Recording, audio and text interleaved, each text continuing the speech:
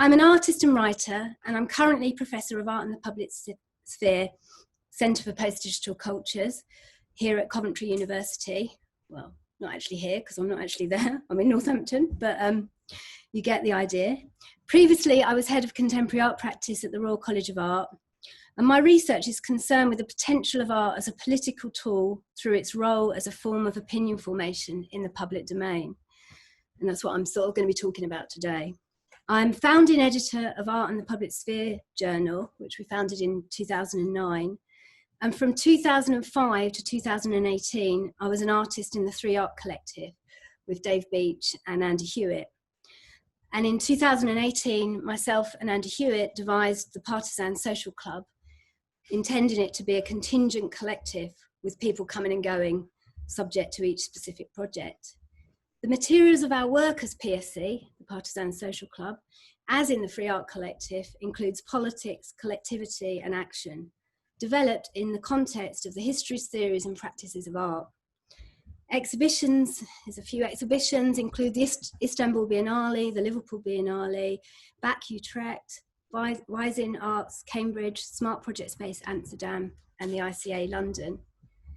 A couple of recent book chapters, Misrecognitions in Art and Ethnography, Public Art and Public Assembly, and The Impossible Participant.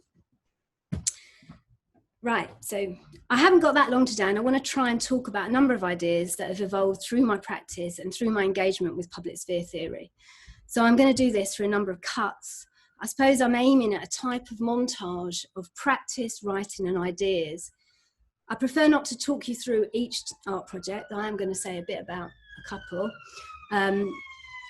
So as I perform a cut, I will use my artworks alongside the text, and note that the artworks I'm going to show you are not in any chronological order or anything.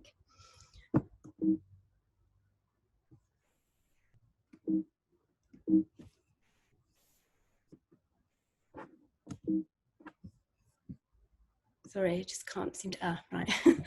I've got used to it now. Okay, so the first cut is called On Practice. And so I want to begin by introducing key principles of my art practice and the subsequent research inquiry. And I hope this suffices as an introduction to how I've been addressing issues related to art and the public sphere through art practice itself. So what I'm trying at is the extension of public sphere theory through practice and action in the public domain. Cut 2 is entitled The Very Small Public of Public Art. Cut 3, People as Producers. Cut 4, Democracy is Dead, Long Live Democracy. Cut 5, From Photomontage to Real Montage. On practice, my practice research proposes that the notion of public, in the idiom public art, should be understood as a discursive construct as opposed to a physical, spatial understanding, as in the term public realm. This revision considers the act of being public as a process, a series of inter-subject temporal experiences rather than a physical or static condition.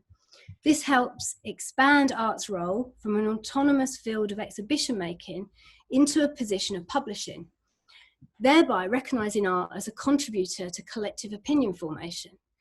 At the same time, if we extend art and its publics through working with ideas of the public sphere, it's crucial that we extend the theory of the public sphere through art, which means for me incorporating action and culture into the public sphere as a way to contribute to democratic exchange and the construction of politics as lived experience.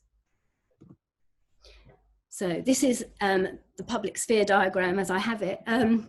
So this slide sets out the scope of theories of the public sphere and maybe explains why I'm still interested in it after 20 years working with it.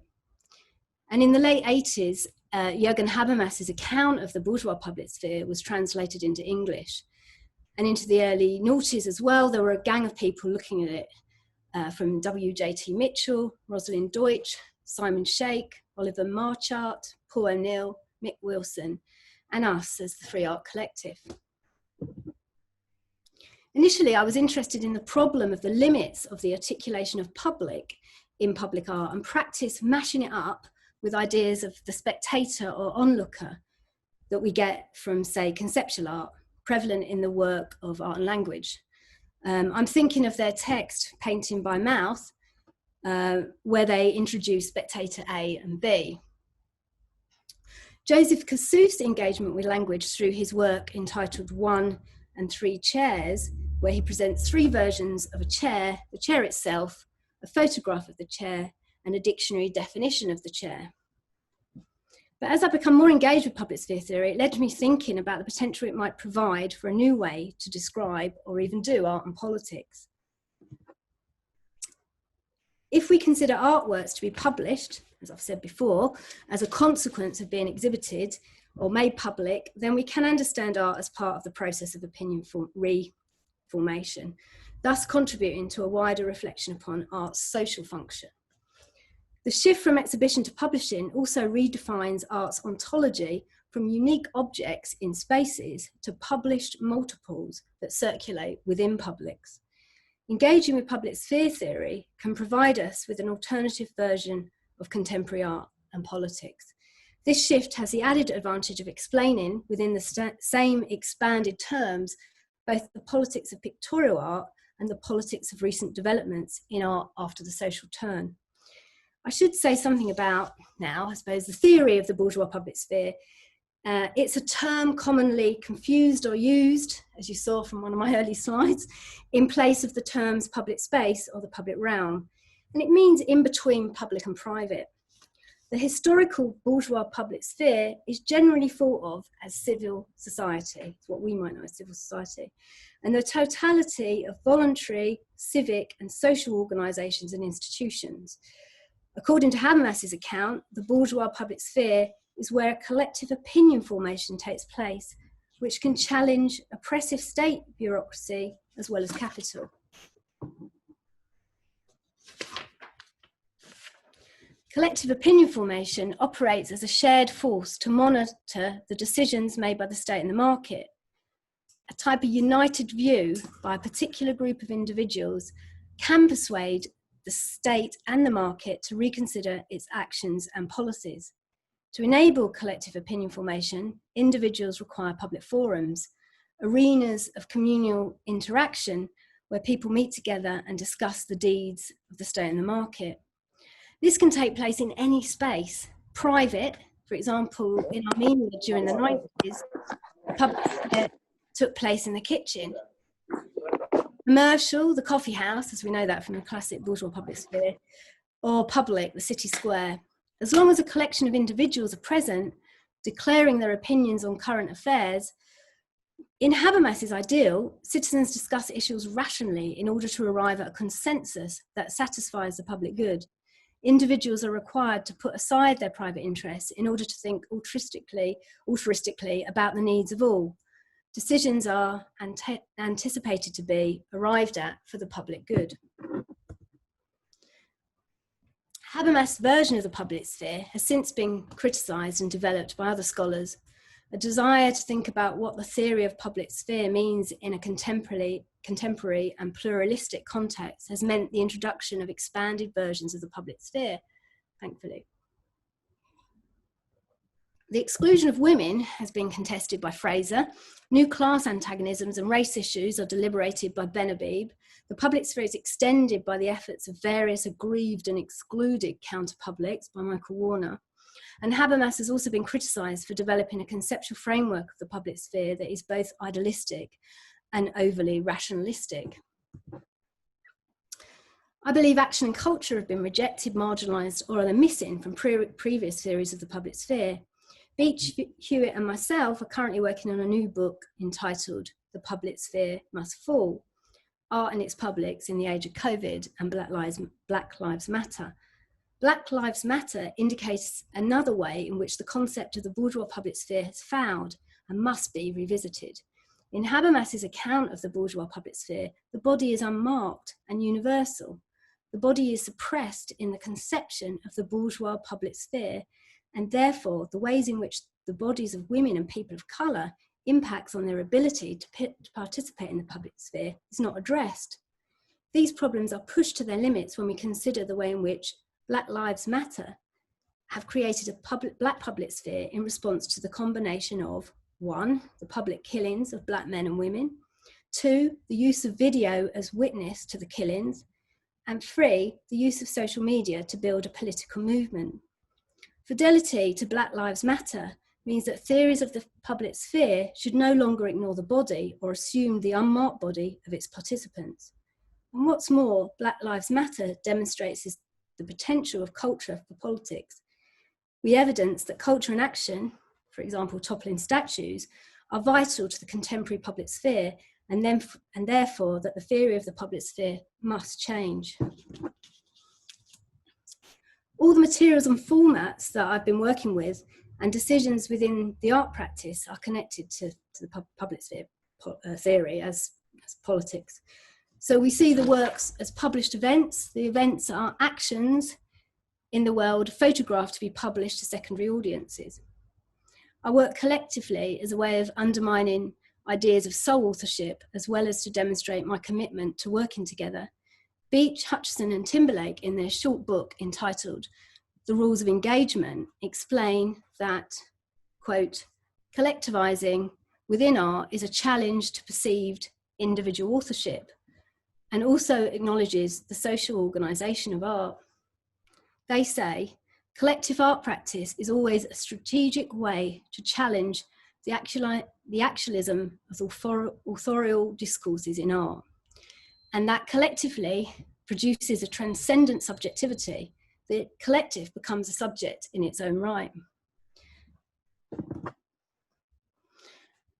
Collectivism brings attention to the accepted norm of the individual author, but more than that, it recognises the supportive, contextual, institutional and discursive work done by others to frame and consolidate the individual's contribution.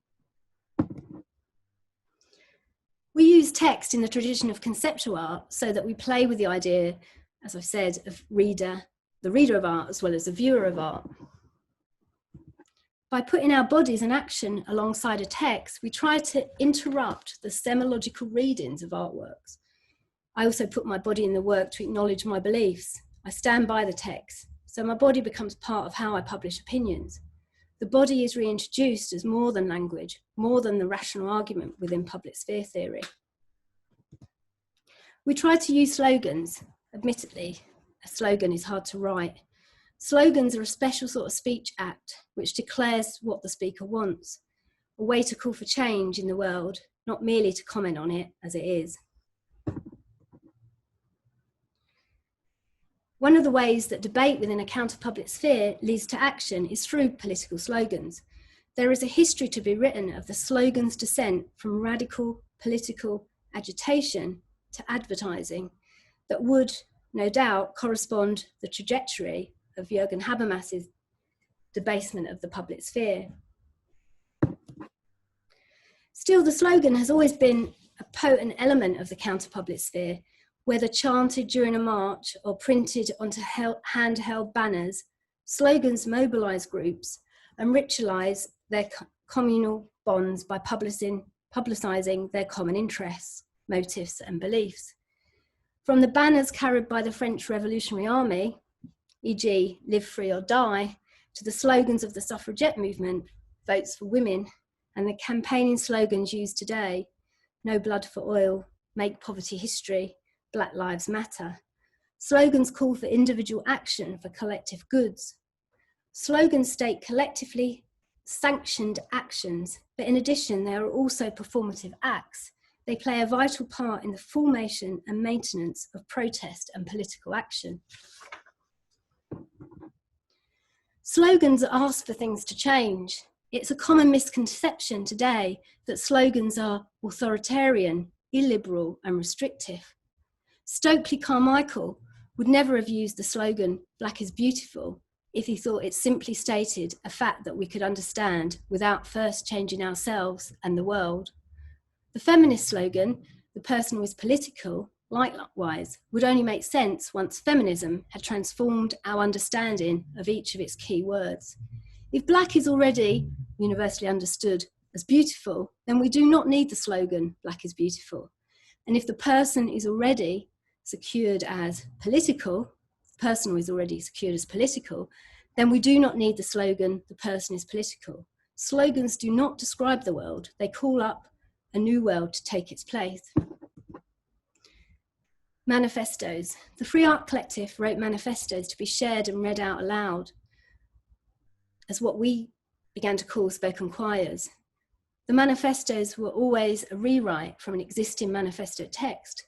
We would change words or sentences to make new meanings, but keeping the original ideas not far from the surface, demonstrating shared authorship in the production of the manifesto itself. For the spoken choir, we would ask volunteer readers or speakers to underline the things that they agreed with in the manifesto. We would meet up, usually in a gallery space, but we have held a choir in a bar, a London park, and the Devonshire countryside, and read the text out loud. Free would read it all, as we'd already made our changes, but there was always sections of the text that did not get read by others. When the room was full of voices, we could hear the most assented parts of the text, loudly and equally. When no one was speaking, we understood these ideas to be less popular. The choirs were not conventional performances, as we asked that if you attend the choir, you should participate in it. You couldn't be a conventional onlooker, you had to be a member of the choir to be present at the event. Montage. We use what we tried to articulate as real montage, and I'll come back to that, I think, in the next round of cuts, as opposed to site specificity. So we do things in the world and move them around. For example, this work, part of a series of texts, is entitled Three Spinoza, and it was commissioned by Smart Project Space in Amsterdam. We developed texts based on Spinoza's writing and asked shopkeepers to choose which one they liked best and proposed to put them on their shop windows. So there are no experts on happiness. All consensus is as difficult as it is rare. We asked the shopkeepers what type, style, and how large they wanted the text, etc. So we worked with them. We made vinyls for their windows, photographed them, made billboard posters, and brought them back into the gallery.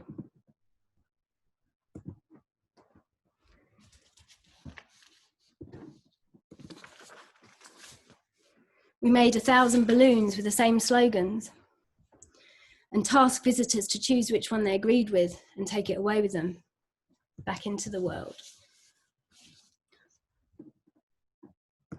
Or another example, where we set up a five-a-side football tournament in Berlin for a curatorial project called Part of the Game. In this work entitled Taking Sides, we asked people to choose their favourite slogan, and we formed the football teams from these choices. So the slogan they chose defined what team they played on, and the winning team had the best slogan. We made a series of football scarves with each slogan, and we liked the idea that they could be embodied, so you're wearing a text that you stand by, like a typical football scarf.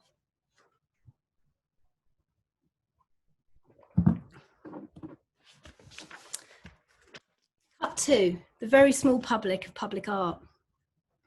The lack of discourse on public art in particular is perhaps due to the way we have invented new means of reframing it, which includes socially engaged art, participatory art practice, dialogical art, relational aesthetics, and so on.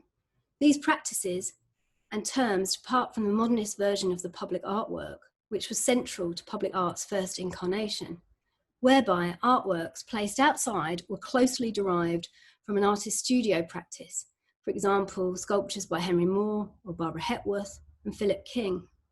By the 1990s, sorry, I should have put that up. By the 1990s, Susan Lacey's book, New Genre Public Art, and the discourse that emerged from exhibitions such as Culture in Action, curated by Mary Jane Jacobs in 1993, dominated the discourse on art and its publics. These debates marked a shift from the aestheticization of public space by public art to attempts to democratize it through socially engaged art projects. All types of responses to shared authorship and participation were prolific in the era of New Labour from 1997 to 2007. And what was named cultural-led regeneration dominated the funding and commissioning of artworks in the public realm. Although new forms of understanding the interaction between artwork and audience were central to these developments, the downside of this was that art was put to work. Artists, curators and commissioners found themselves having to resist the overbearing as well as under-researched expectation for art to function as a means of social cohesion. In the UK in the 80s and early 90s, public art commissioning was led by agencies like PACA, Public Arts Commission Agency Birmingham, which pursued alternative ways to ensure that artworks were designed to connect with the place that they had been sited in. This related to ideas of placemaking, borrowed from urban studies and town planning. Through utilising heritage and the history of a place as a subject matter for the newly commissioned artworks, art was put to function by asserting the past identity of a locale in order to empower the new existing community. So while Thatcher was declaring there was no such thing as society, public art commissioners were trying to make sure that artists constructed places that visitors and local people could identify with. Public art became a product of, or marker for, the particular spaces aligned to where the public lived, worked and shopped. Although perhaps an attempt to counter Thatcher's claim, this response saw the producers of public art projects persisting with the idea that we did belong to a society and attempting to represent what it looked like. Maybe it's speculation on my part as to the extent to which art was defiant in its attempt to visualise its version of community. Nevertheless, it went about it in the wrong way. Citizens were conceived as individual or small couplings. For example, in Untitled Listening by Anthony Gormley from 1983, representations of towns or regions through past industry success. See Northampton Sculpture by Graham Ibsen from 1986, in which he employs the iconic cobbler's devil used in the handmaking and repair of shoes and boots. And formal and abstract objects derived from the greats of modernism were designed and made to civilise the passerby. These versions of the world we live in rely on viewers to contemplate metaphors of community, and although many of these objects and projects evoke feelings of union, there is no getting away from the fact that you have to participate in society to belong to it. Joining in is not achieved through multiple images of kinship, the civic, or of past industrial successes, nor is it made through the construction of an audience participating in an art project. Being part of something entails acting differently and altering your own behaviour in concert with others. Public art is not only racked with a cry of anguish from the rarefied formalist critic when he trips over his cravat, smooths down his corduroy jacket and hisses through tightly pursed lips the words, "But is it art?" I am more than anxious about the ways in which it is formally compromised. Or the shout of despair, "No, this is not confrontational enough," from the active, culturally capitalised critiquer who knows that reformation of a positive image of the world doesn't go far towards altering it. Cut 3, people as producers. I have to have a drink now. In his 1934 address to the Institute for the Study of Fascism, entitled Author as Producer, Walter Benjamin points out that the consequences of engaging solely with the technical and formal innovation of an artwork results in maintaining and restoring the world as it is. The artists must themselves be understood as a producer located within the production process, no longer autonomous to or apart from the relations of production and the ongoing construction of capitalism. Instead of supplying material to the existing cultural apparatus, material that can be used to maintain and reproduce itself, the political artist's task is to work to adapt the dominant social structures. Benjamin's analysis stresses the distinction between artworks that supply a productive apparatus without changing it and works that call forth a new apparatus. Both the text and the title, Author as Producer, have motivated a range of interpretations from artists, writers and thinkers. Dictionary descriptions of author and producer include writer, as well as a person responsible for the artistic direction of a play. Indeed, the one definition that author and producer both share is creator. Yet by claiming that an author should be considered as a producer, Benjamin is not suggesting that a creator is simply a creator. Conversely, through the arrangements of the two words, he further separates their meaning by suggesting that one protagonist turns into another, an author into a producer. He underlies that there is a significant difference between them. This deed of titling confirms Benjamin's main aim for the text. Through the act of writing, he transforms the author into a producer. And when he uses the term producer, he refers to the individual having the means to produce and reproduce their own conditions of existence. For certain, Benjamin's producer is a long way from the unencumbered author/creator.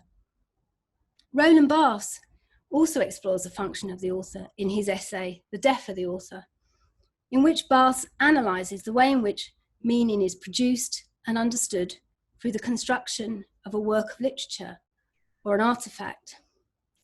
Barthes is of course engaged with the logic of communication through semological measures.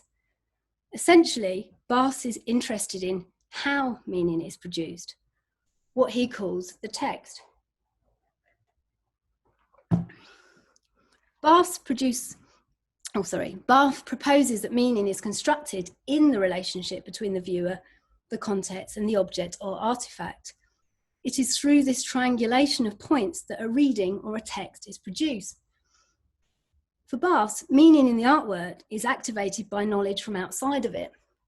Thus, a new text is produced and the artwork is released from its responsibility of containing all the facets of content. The upshot of this is that the artwork is released from its customary position within the reading of meaning. Does this indicate the death of the author? Is the author necessarily dead, or are they, more precisely, reordered? The resulting text in which the author plays a part is certainly alive, and it continues to be produced and renewed through the engagement of the onlooker. These two essays are often cited as having a relationship to each other, presumably through their exploration of authorship and its consequences for production.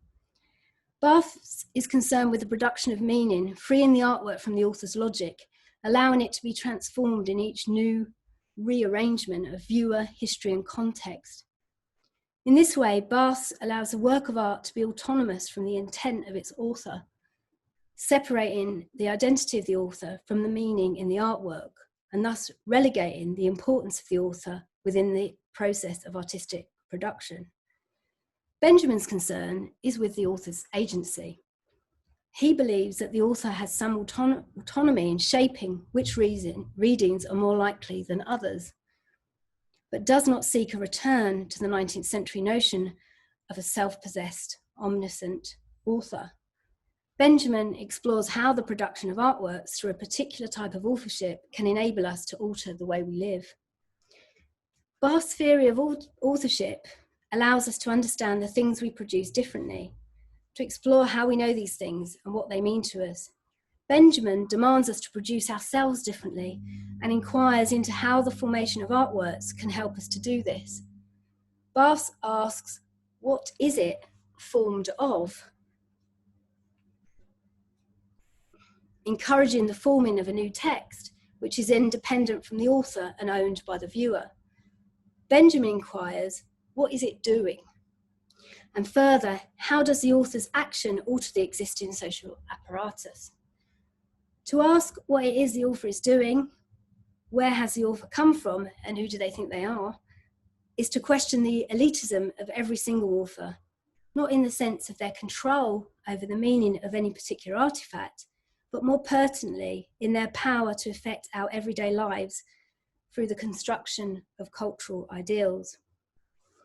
There is no doubt that Barthes liberates the artwork from its autonomy in terms of multiple readings, and in this way contributes to the displacement of autonomous artifacts. But through this liberation, the agency of the author is lost. Benjamin's more materialist conception of art makes it possible to consider art practices as embodying the potential to contribute to wider processes of social and political change through the actions of people. What happens if we transpose author with people? Let us say we all aspire to be the sort of producer that Benjamin demands from his author. But can we produce without necessarily being an author? Protest is an example of a kind of social production that doesn't require authorship. Sure, there are instigators of a demonstration. However, process is enabled through collective production and not through singular invention. Protest is an act of resistance to the dominant social plan, and if production is the means with which to produce and reproduce our own conditions of existence, then protest is production. When the Free Art Collective declare that protest drives history, we refer to the Marxist idea of class struggle as a motor of history. We proclaim that history doesn't need an author. We think that what history actually needs is protest, carried out by actants, collaborators, allies, and co-workers. And I just want to believe that this is the type of producer that Benjamin is talking about. I've only got 2 lots to do now, nearly done. Okay, so the cut 4, democracy is dead, long live democracy. The revolution is dead, long live the revolution. In his essay, What's in a Slogan?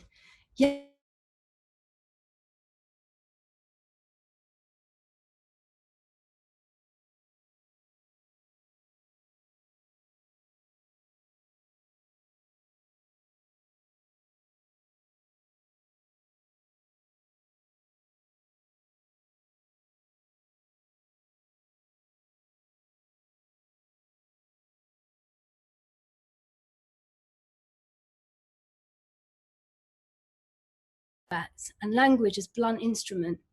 A slogan should occupy us, like a song we can't get out of our heads, but it should also mobilize us as an ally, whether we fall under its spell in the privacy of our own homes or as part of a crowd chanting in unison at a demonstration or sporting event.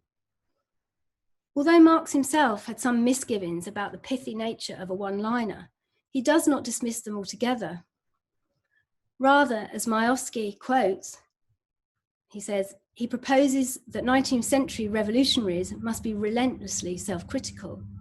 Their poetry is to be a discourse of unrelenting introspection and self-refashioning. A slogan's place in such a project is not immediately obvious. Its directive tone would presumably be out of step with a radically self-doubting posture. However, in the class struggles in France, Marx creates his own slogan, "The revolution is dead, long live the revolution." This slogan operates in 2 parts. The first sentence alone would seem almost final. The revolution is dead. It signals that the revolution is over. The revolution is no more. But coupled with a second declaration, which calls for the revolution to continue, long live the revolution, we see a new meaning appearing from the contradiction of the 2 statements. Now, in this arrangement, the revolution is dead becomes attached to time. Thus, we interpret its meaning nearer to the revolution is dormant, not dominant, dormant. Whilst acknowledging it is currently inactive, Marx is calling for it to always be present. Even the words, long live the revolution, when shouted out alone, are not as formidable as when preceded by the phrase, the revolution is dead. In Marx's coupling of these 2 phrases, we read that the revolution is dead in its current formation, but at the same time, we understand that it has endless potentials and can re-emerge when and where is necessary. Thus, the revolution is a never-ending threat to those that want to maintain the status quo. Look out, the revolution is not a static concept that will wither and die. Watch out, the revolution will continuously reinvent itself. Of course, Marx purposely borrows the slogan, "The King is dead, long live the King," a slogan located in our social memory, which means the king may actually have died as a literal mortal, but he will always live on in the succeeding monarch, as well as in the institution of the monarchy. Marx transfers this responsibility to the concept of the revolution. For the reader or the listener, the relationship between the king and the revolution is reconnected. Kings are typically killed or excluded in revolutions, and the product of a socialist revolution is the end of the monarchy and the more equal distribution of wealth and power.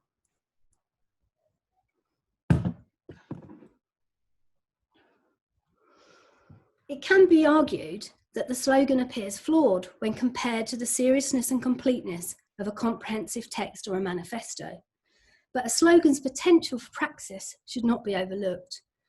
The slogan is not an abbreviation of a complex idea for popular consumption, but a speech act that galvanizes the user and the hearer of the motto into action with the intention for change. The slogan is also collective. It needs collaborators to agree with it and then reuse it, say it, embody it, and pass it on for it to be effective, for it to work as a slogan. Simultaneously, it is an example of a complex use of language which utilizes collective memory, linguistic contradictions, time, and context in order to create meaning. And what's more, it's an active tool for democracy, helping us to publish our opinions and declaring our hopes for change, ensuring our contribution to shaping the material conditions in which we live. Pens poised, you are all potential slogan writers. The slogan writer's work is ceaseless. Her words are a vital tool in keeping democracy alive. All slogan writers, publish your thoughts, collectivise and act. Write, publish, rewrite, publish, and keep writing. So this is the last bit, so you'll be able to go off and do other things in a minute. Anyway, so this is cut 5 from photo montage to real montage. The term montage has been attributed to a range of artistic practices. The early Dada montages of Raoul Haussmann and the photo montage works of Alexander Rodchenkov, Johannes Baader and Hannah Hock, as well as the later agitprop works of John Hartfield and George Gross. Through the use of actual photographs, photographic copies, and typographical text cut from newspapers and magazines, technological reproduction become a central part of artistic production. Dadaists saw the use of montage not as an innovative shift in artistic techniques, but as a way to contest the authorial model of the artist and to embrace the role of art in a new, urbanized and industrialized culture.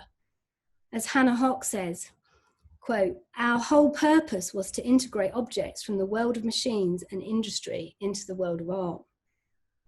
For the Dadaists, the abrupt cut present in a photo montage exemplified the ruptures and traumas in modernity, whereas the Cubists were concerned with signifying the real by integrating new material, tickets, book stubs, into painting.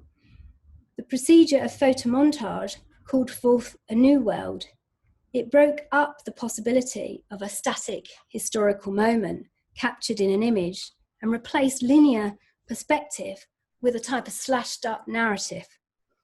This pictorial composition was always on the way to somewhere, pointing out of the picture plane and beyond. In fact, the aim of the Dadaists was to expand the idea of the real and invent new utopias. They also overturned the expectation that an artist's purpose was to describe the present. Instead, they projected an alternative modern reality and regarded photomontage as a way to grasp what society could be rather than what it was. Their ultimate goal was to make art that acted upon the world, and they believed that through the proposed constellations of life and culture that they called montage, a revolutionary reordering of the social imaginary could take place. Although montage involves the breaking down of a seemingly complete image, altering the original material by the puncturing of pictorial space, the shattering of proportion and the removal of the elements, it has been mostly articulated through the idea of allegory playing down the acts of cutting and deletion involved in its production. Jennifer Flack, in her essay Montage in the Arts, a Reassessment, takes little notice of the action of the cut and concentrates on aligning montage to the production of new decipherable meanings or to photographic discourse itself.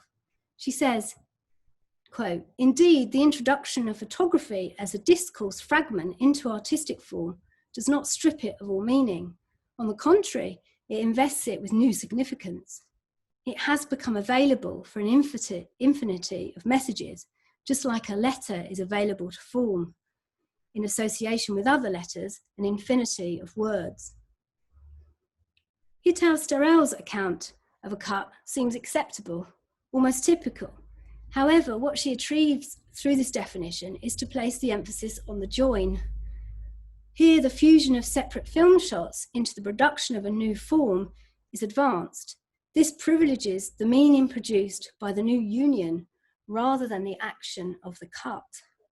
Moreover, the productive potential of the cut is challenged by its conversion into a join.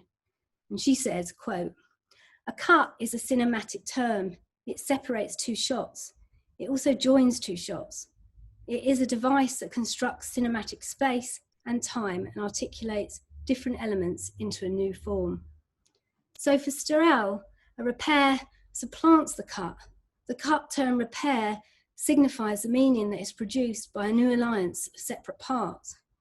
Yet crucially, the cut is the break, the force that changes the way things are. It is this rupture that is the first step in the move from where we are to where we want to be. Although the join includes the inevitable tension of the rip, it is the anticipated potential of the cut that signals the temporal nature of how things are. For Walter Benjamin, montage enables the fixed, progressive nature of modernity to be called into check. It is not so much that montage affects our reading of the world, but rather what it is we do with the world. That is not to say that the cut is without its own allegorical logic. Whereas a join indicates some sort of resolution between two separate fragments into the formation of a new image, a cut cries, "This condition of living is flawed." The cut screams, "This is a break. Now is the opportunity for all alternatives." And undeniably, the cut shouts, "This is montage." For Peter Osborne and Matthew Charles, montage is not simply a critical tool for changing our perception of things or challenging our preconceptions. It plays a part towards activating social change. They say the experimental method of montage, borrowed from surrealism, was to be the means of production of historical intelligibility. Furthermore, the static temporality of the image was understood to connect such an experience of historical meaning directly to a radical or revolutionary concept of action, associated with the idea of the present as crisis. If montage asks us, what are you going to do with the world to change it? One response is to recognise that montage need not to be restricted to the cutting and pasting of images. Suppose we extend montage to literally moving things about in the world. Reality itself is montage, such as when you build a barricade out of cobbles, dress up in drag, as Adrian Piper here, as a mystic being, or take a caravan across Europe, like Michael Asher does and continues to do. Real montage is the new articulation for a mobilization of elements that takes an object, statement, an action, or a ritual from one place to another in order to insist on a break. Real montage means cutting one thing from another. It is a political act of displacement, cutting through reality and reordering the world. It also refers to the labour of transformation, of turning geography and temporality around a hinge, or bringing remote things into contact. Let's follow Benjamin, attach montage to action, and think about montage in action. And for now, we can call it real montage.